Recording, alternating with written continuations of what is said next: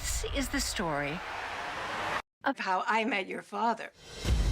It was hard to live in the moment in 2022. There was always someplace else you could be, someone else you could be with. I know this might sound crazy, but I've been on 87 Tinder dates this year. My last date was the worst one yet. I was on another date before this, and I just had sex. He told you that? Why would he tell you that? That's not even the worst part. Together we will take this city by storm. We are not afraid of you, New York. We're the bravest people in this city. I'll drink to that. Francia, Tom, Suraj, Jeff in Las Vegas. Good afternoon. Hi, Jeff. How's it going? I'm doing great. Well, thank you for joining me today to talk about How I Met Your Father. Francia, let's start with you. You know, Valencia has met someone just as far from New York as you could get, right? I mean, talk about an odd pairing.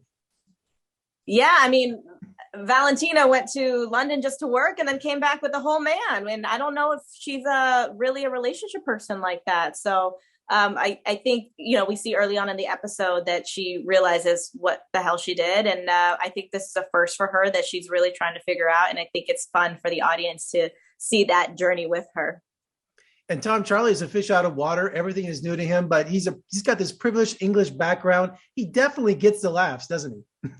Well, yeah, I mean, you know, not usually intentionally on his behalf. He does have a sort of habit of perhaps not thinking things through entirely. You know, I think he puts it to Francia. He walked away from generational wealth and moved across an ocean to be with her, having not known her for very long, which, whilst incredibly romantic, is, you know, perhaps not the wisest of things to do.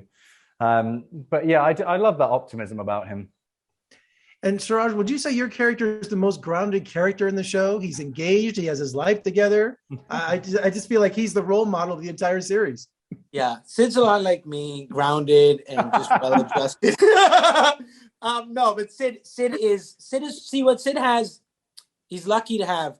It's focus. It's this purpose. He has two purposes right now. One is be with Hannah, make her happy, right? And two is get this bar going, man, because you just sold your whole life away just for this one thing.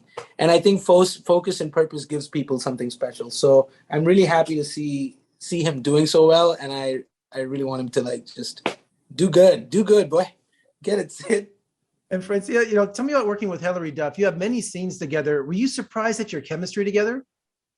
No, not at all. You know, I met Hillary 10 years ago. It was a very awkward encounter, and she made me feel so welcomed, and she was so nice back then that when I saw her again and we started working together, I mean, she made me feel comfortable instantly, like we had known each other for forever, and it was just that one encounter. So it very much felt like a collaborative thing. You know, she and I were both scared because we had never done multicam before. So knowing that we had that same fear and the same passion to make it a good show, I think it really helped us in developing these characters in our relationship.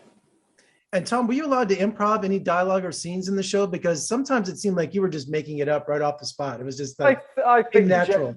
Generally in life, I just make it up as I go along, you know. No, do you know what though? That sort of did reflect most of what we were doing as a group of actors. None of us had done multicam before, and we did sort of feel like we were just making it up as we went along. We were given, you know, we were so fortunate to have the safety net of Pam Fryman, our wonderful director, but she also gave us the freedom to play. And if we, you know, felt like we had something to contribute, we were allowed to do that.